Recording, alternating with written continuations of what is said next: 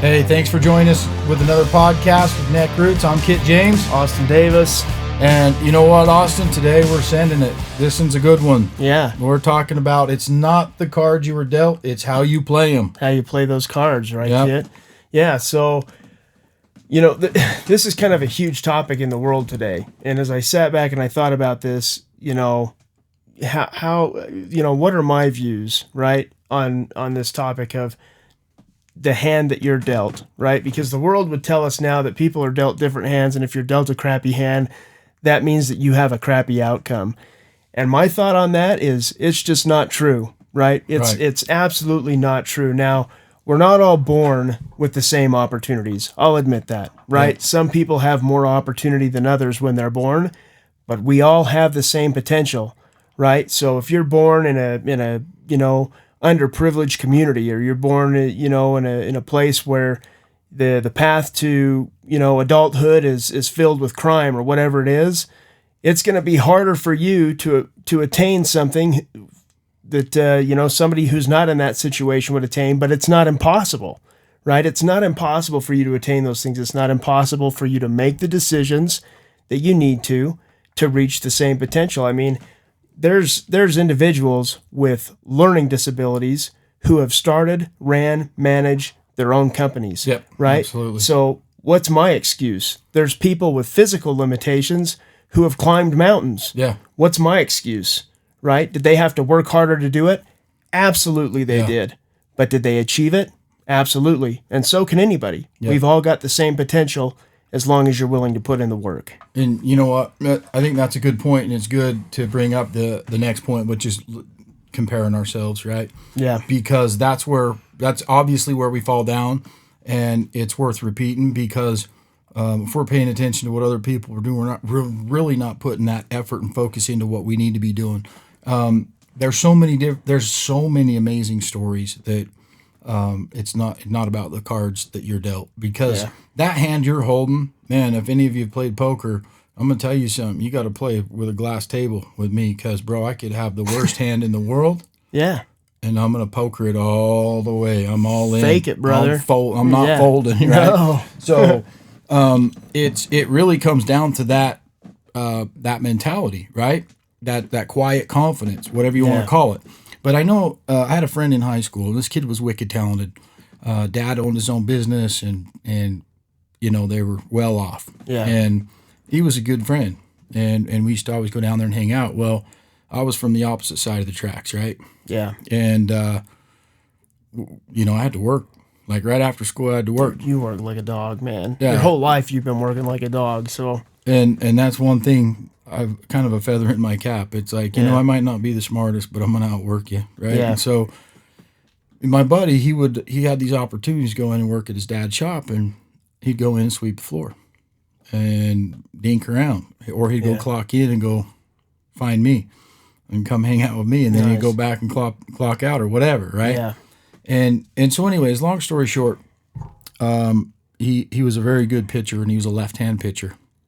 I mean, he was good, bro. He's 86 mile an hour, 82, between 82 and 84. Dude, this is in high school? In high school, bro. He That's was left-handed for high school. Holy crap, man. So one day the Padres came and looked at him.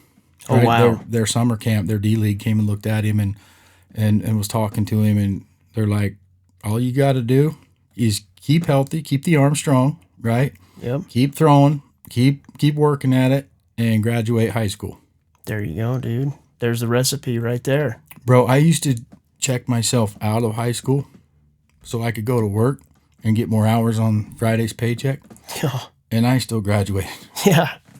And my buddy had a hard time. That's crazy, man. And they stopped looking at him because he didn't graduate. Oh my gosh, man. He had everything right there. Yeah. I mean, all he had to do was execute and finish. So you bring up some people were born with different or have different opportunities, right? Yeah. It's interesting. It doesn't matter what opportunities you have. It matters which ones we take advantage of. Sure. Absolutely. And I don't think he saw that as an opportunity until later in life, right? He looks back now and he probably was like, I had a pretty good opportunity and maybe I didn't take it as serious or whatever. Yeah. I think we all do that in some respect, but those opportunities do come to other people and they might not come to you, but that is not in by any means a bottleneck or a shortcoming or a, we can either, and this is where it comes in, we can either play the card of, I'm thankful for what I got, and I'm going to build on what I got, right? Yeah. Maybe I didn't have a bunch of opportunities being where I was at. I just had to work. But guess what? Yeah. Would I have been the kid that didn't take advantage of the opportunities if I was born into it? Right? Because when Maybe opportunities not. came my way, Yeah. and I was the humble, hard-working street rat, lots of opportunities came my way. Yeah. And I capitalized and you took on them. Yeah. Yeah. And so it's just like stacking 2x4s or stacking bricks, man. That's how you build your mansion, is one brick at a time. And that's how you build your life. And so there's opportunities around us all the time, and it's taking advantage of them. I think it's recognizing them and taking advantage of them. And I think there are some people, like there's that guy that does motivational speaking. I forget his name off the top of my head, but he was born with no legs, no arms. Oh, yeah. Yeah, I've seen that guy. Yeah. And so here he is born with no legs, no arms, and his title is No Problem. No problem. Right? I mean, he was going to take his own life at 8 years old. He was trying to drown himself in the tub. So he had his ultimate lows, right? He had some very difficult times in life, but he turned that around and said, what am I going to do with no arms, no legs, right? That he was at the lowest point of his life. And he said, you know what? I'm going to let go and let God, and I'm just going to do what I can because I'm here for a reason. There you go. And so he found a purpose, right? And I think that's important no matter where we're at, is find that purpose and then run with it. Yeah. You touched on two important things here, Kit, and they kind of tie together.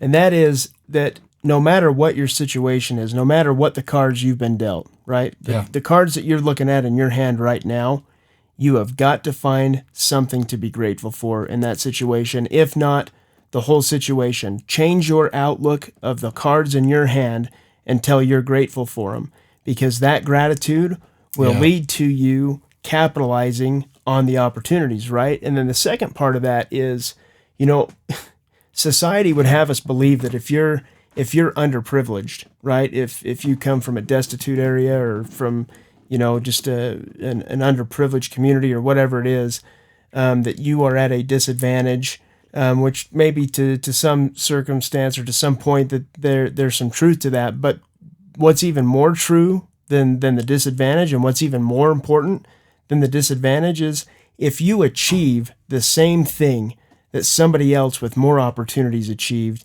you worked harder and you're in a better spot than the other person is, right? Yep. You've got more skill, you've got more determination, you've got more tenacity, so that the next time a challenge or something is posed or comes up that gets in your way, dude, you've got it. Yeah. You've got it handled. Yep. And that's, in some ways we can find gratitude in that. Yeah. Right? Not hoping or wishing that we all, have a harder time than everybody else to achieve something. But if you find yourself in that circumstance, what an awesome opportunity to build yourself and be able to conquer challenges in the future. And I think some of the if you look at the tail of the tape of the greatest and the most successful, or whether it's in business or in life, you look at their background and you study it, they actually did come from a challenged background. And the reason is, number one, I think they look at it like, hey, I've got nothing to lose, right? Yeah. I might not have a whole lot. And so they want to change their situation. And so that change and that desire to have a changed situation or to take control of their own life is such an inspiration or desperation. Both of them are good. Both those emotions will help drive you, but they're either desperate or inspired to make a difference, and they make a difference, right? And they just go for it. But what's interesting is Mike Tyson, I grew up watching him fight, and I love watching him fight. Dude, I love Mike Tyson. And I was my favorite boxer of all time. Bro, he was the one crunch punch, man. I mean, he hits hard. Yep. But he came from nothing. But what's interesting is him and McGregor. I loved watching McGregor. McGregor, the way they fought was with so much passion and so much hunger. I mean, they were like a tiger, dude, that hadn't eaten for weeks. Yeah. And truth be told, they were hungry. They were. And they were in the soup line. You know what I mean? They went to the soup kitchen and they were in line. So they were on welfare and they needed some help. And I guarantee you they were hungry. Not just physically, but mentally. They were hungry and emotionally for a change. And so it was reflective on the way they fought. You look at the beginning of both of those guys' careers. They fought like a tiger, man. Oh, yeah. Like the third monkey trying to get onto Noah's Ark. Knockout after knockout for Tyson, dude. Yeah. I loved it. And big guys. I mean, when he was the undercard or whatever it was, still knocking out. And then when he was the underdog, dude, knocking out. And then pretty soon, he wasn't the underdog anymore. No, dude. he was top dog. He was top dog. Yeah, and it happened the same way with McGregor. But I look at these guys like that. They're such inspirational Cinderella stories because, you know, I can kind of relate to them. I always cheer for the underdog, man, because no one really does until they're not the underdog, right? Right. And so I watched Tyson when he started fighting. He was so young. And he had 19, wasn't he? Yeah. When he went pro? Yep. Yeah. And he had a little fear in his eyes, but he had more hunger than he had fear. Yeah. The dude was hungry. And so, you know, my son and some of his friends say, hey, give me some direction. How do you do it? How did you do it? How did you start from here and go to here or whatever? And they're like, what's the secret? And I go, there is no secret. Just stay hungry. Yeah. Right? I love that. Because look at Tyson later in life when he had everything that he wished for and dreamed about when he was 19. Yeah. What happened? He forgot what he was fighting for, man. Yeah. Yep. Right? He didn't know what he was fighting for. Yeah. So he got himself into some trouble and sure. Yeah. McGregor, same thing. Yeah. Just wrecking people, man. Yeah. Just spilling their blood all over the octagon. And then all of a sudden, when he was on top, he couldn't stay on top because he's not hungry anymore, Yeah. What I heard something the other day that said when you're climbing the ladder, you're hungry, but when you're on top, you're not hungry. And then the guy said in response to that, he says, yeah, but if I'm hungry, the food is right there and I can eat it. But there's some truth to that, right? Who wants it more, right? And that's really what this comes down to is regardless of your opportunity, right? Regardless of your hand that you're looking at, who wants it more? Yeah. Because if you want it bad enough, dude, you're going to go get it. Yep. You're going to get it, whatever it takes.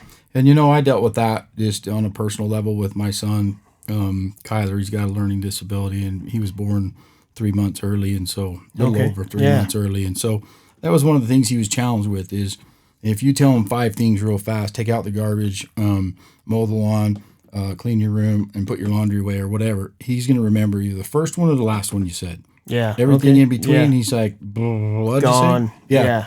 So when he learns, so if he's in a group setting and the wrestling coach is telling him, this is how you do it, he doesn't learn real well there. He learns better one-on-one.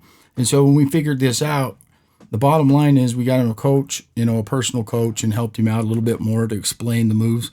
But those moves that came really easy to some guys, they just get it, right? And they could grab you out of a bottom position or whatever. Yeah. He had to like go step by step by step through it and then figure it out. And then he had to do it a bunch of times. And so anyways, long story short, he had to work harder. He was in the gym before everybody, and he was the last one there after everybody left, and he had to work harder just to get it. Yeah. But he was still winning and pinning and wrecking people, and I had to see him struggle with that, and it was awesome because it's, you know, kind of made him who he is. It's like, okay, it might take me a minute to figure this out, but when I do, I got it, man. Yeah. But and he used to always look at I shared this with you, Austin, but he used to always look at people's record before he'd wrestle them and go, oh yeah, you told me. Man, and set himself up, dude. And I'd say, son, you know who's going to win this match? Probably that guy. I'm like, no, whoever wants it more. Who wants it? Even though his record says this, do you want it more than he does today? Right? And it's like, and that's what it really comes down to. It does. And if you look at anybody, Austin, if they're doing something where you're like, man, I wish I could be doing that. You know the difference between you and us and that guy is? He's doing it. Yeah. You're wishing and he's doing. Yep. That's the difference. That's it. That's the only difference. Yeah. He's doing. Is he the best at it, or is he more qualified, or whatever? Probably not. Yeah. The difference is he's doing it. He's doing it. Yeah. He's making it work. That's really all it is. That's all it is. Yeah. So I've got a story here, and this is not a woe is me story, right? So maybe if Neck Nation, maybe some of you can relate to this, or maybe you can't. But you know, I ended up having it's probably about 12, 13 years ago now. I ended up having some health issues with my lung.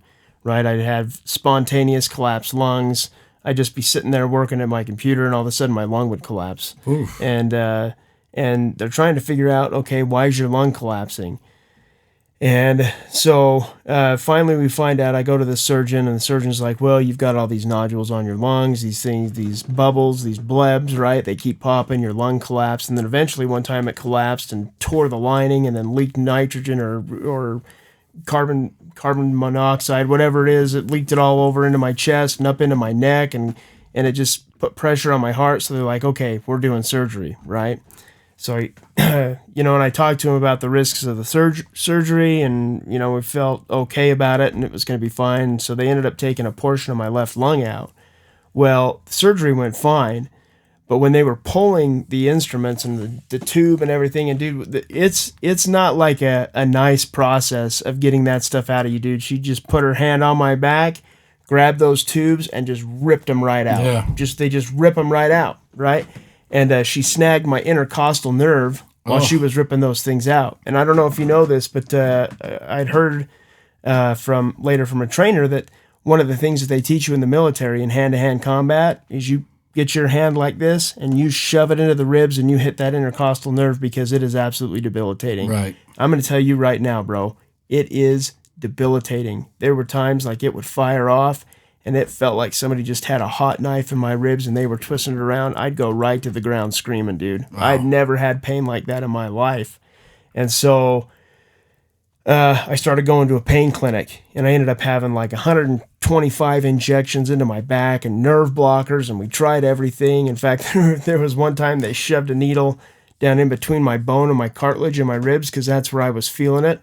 And he hit that nerve with that needle, and I grabbed it and I threw it out, pulled it out of my stomach and threw it on the ground, and, saying every bad word in the book in that office. And you could just hear like everybody else was like, what's going on in there? Right. Maybe I don't want to be in this place, man. Run. So, and the pain clinic finally gave up on me. They're like, dude, there's nothing we can do. We can't help you get this pain under control. And I had a decision right there. It was like, either I'm going to spend the rest of my life on pills, which doesn't lead anywhere good, right?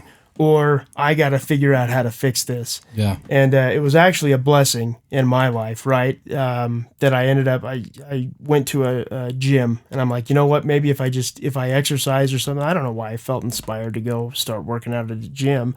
But I went to the gym, and I decided that I was going to get a personal trainer because I needed help with trying to fix whatever the hell was going on with this nerve pain. And it just so happened that the guy that I got as a trainer was an ex-Marine. And he told me about, doing damage to the intercostal nerve. And he's like, but dude, they also train us in the military what to do in case our intercostal nerve has been damaged. That's not a coincidence, bro. Dude, not a coincidence at all, right? And after it took a while, dude. It took like a year and a half for me to get rid of this pain all the way of working with this trainer. But I was faced with that decision. And again, this is not a woe is me. And maybe if you've got health issues, you can relate. But at some point with your health issues, you're faced with a decision. And that is, am I going to follow the status quo? Am I going to do what everybody else does, or what society says you should do, which is, get on the pain meds, man, and just live those for the rest of your life? Or am I going to try some unconventional way to make this work? Yeah. And it turned out better for me, dude. I'm not on pills, so yeah, that's awesome. Grateful about that. I think everybody has something like that, Austin, where you get to that crossroad in life where you're like, you know what, I've been going here and trying this traditional route, or the way people say that we should do it. But I think listening to your own body, to yourself, is important. But you do get to a crossroad. I don't care if it's physically, mentally, or emotionally. Addiction, whatever it is, you get to a crossroad where you said, dude, enough's enough, man. Yeah. Right? I'm gonna get up and figure something out. And I think that's one of the driving, it's desperation, right? Yeah. That desperation is not a bad thing. It's actually it's a good thing, man. Yeah. Inspiration or desperation are the two emotions that we take any action on. Yep. And desperation is not bad, right? Nope. You get to that point, or that proverbial low, where you're like, hey, I can't do it anymore down here, man. Yeah. I got to fix it. And so then you start climbing again. Yep, absolutely. And I think that's life, man, and it's awesome. It is. But, along these lines of those cards, so you were dealt those cards, right? Yeah. And you're holding those pain cards, and you're like, hey, my nerve is done. Yeah. And how am I going to play these cards? Because this isn't a good hand. Nobody wants his hand at this table. And you figured it out. And I think we all have to do that. But, you know, when I was hiring guys, sometimes they would come straight from South America or wherever, right? And I would watch how little they had when they started working. And then, you know, little by little, they'd get a little bit more, and they would buy a car. That's always their goal, is to buy a car so they have transportation. But one time I went and visited Yoel, this guy that worked for me, right? And I had to drop a check off, you know, because he was out of town or didn't work that day or something. I said, you know, I'll swing it by because I'm coming back with a trailer. And I called him a few times and he didn't answer, so I just went up to his apartment because it's right on his check, you know, knocked on his door. Dude, opened the door, and this dude is the happiest dude ever, right? I mean, he's freaking happy, dude. He's got, you'd think he lived in a mansion or got a Ferrari hidden somewhere or something, right? Yeah.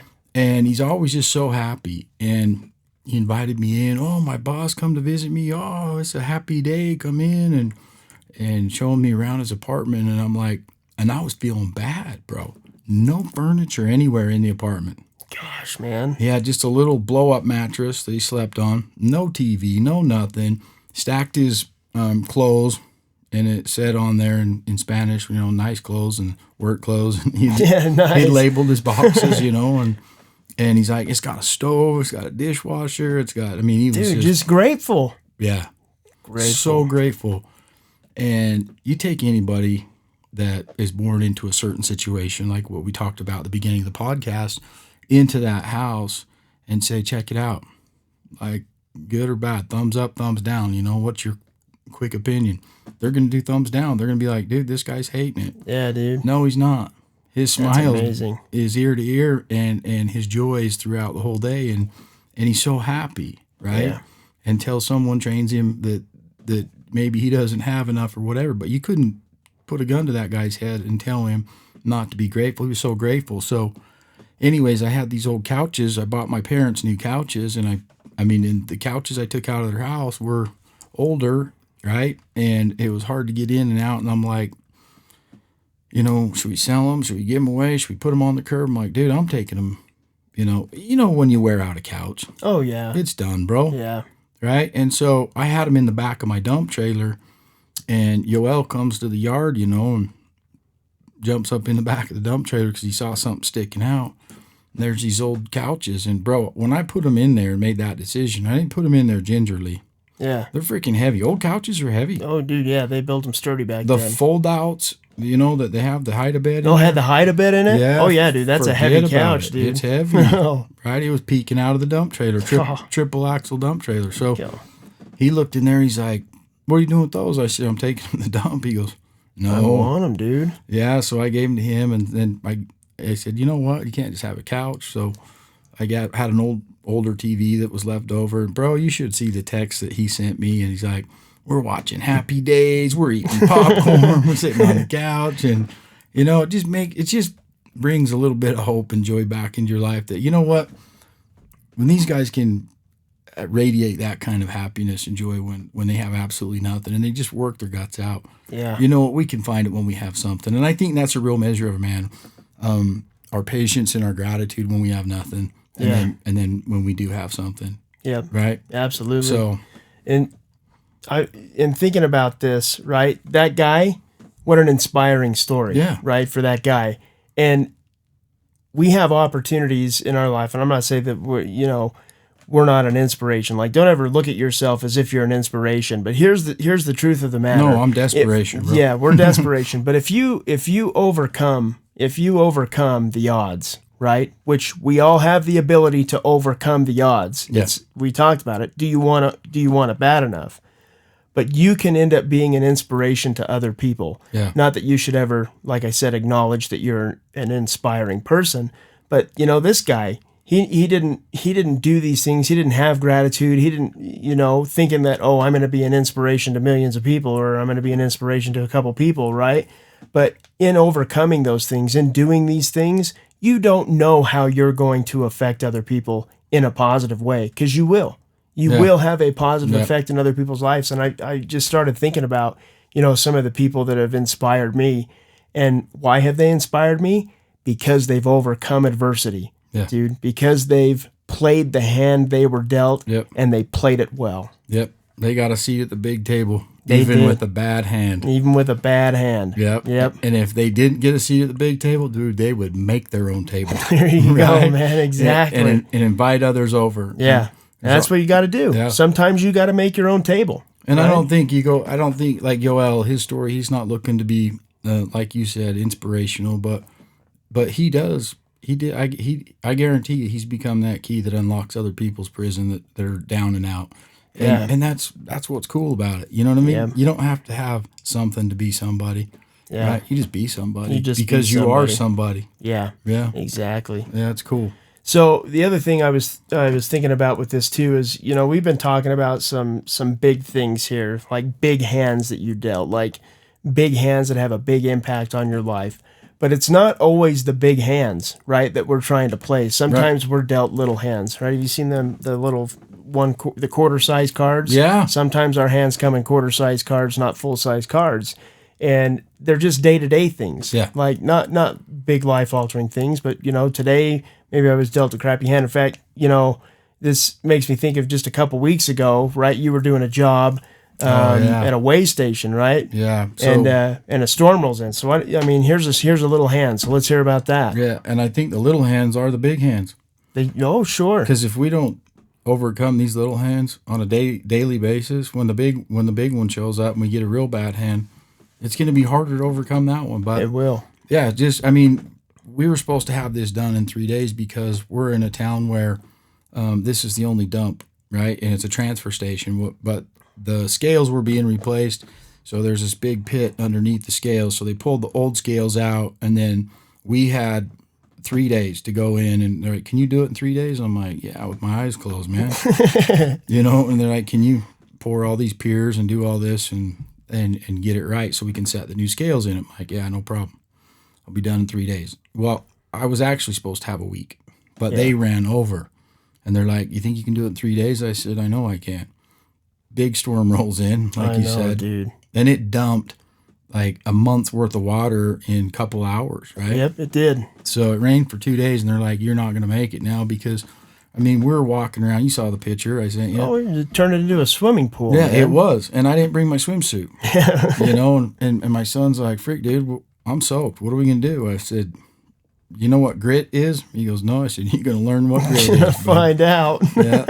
And so it was challenging, and I could have used that excuse to say, and I almost did. I was contemplating it. I'm like, there's lightning. I'm standing in a pool grabbing metal. Rebar. Working with rebar in the lightning.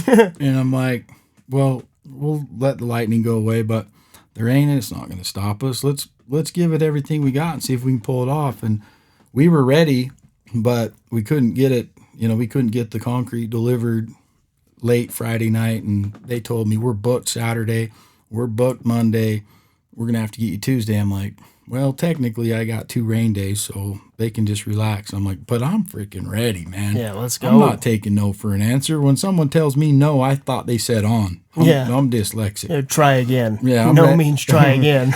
No means on, and I was ready to get it on. So I made a phone call to the owner of the company. I'm like, "Bro, you trying to sell concrete?" He goes, "Yeah." I go, "They told me you're booked." And he's like, "We are, but not for you, man.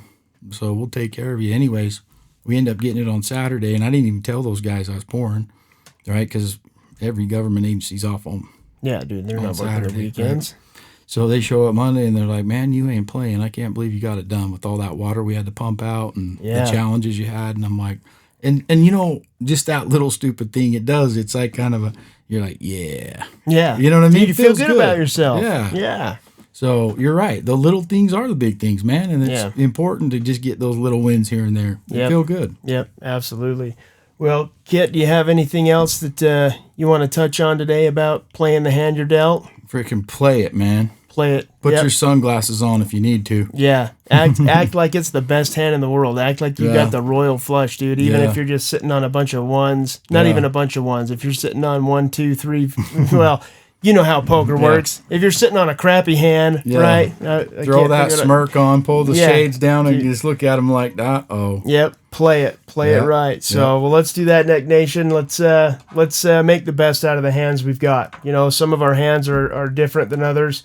Some of them are worse than others, but if you want it bad enough, you can play it and you can achieve it. So and stay hungry. Stay hungry, right? Stay grateful and stay hungry. So anyway, check us out. Like and share this video on YouTube. Check us out. Other podcasts, Spotify, iHeart, Apple, all of them, dude. We're on all of them.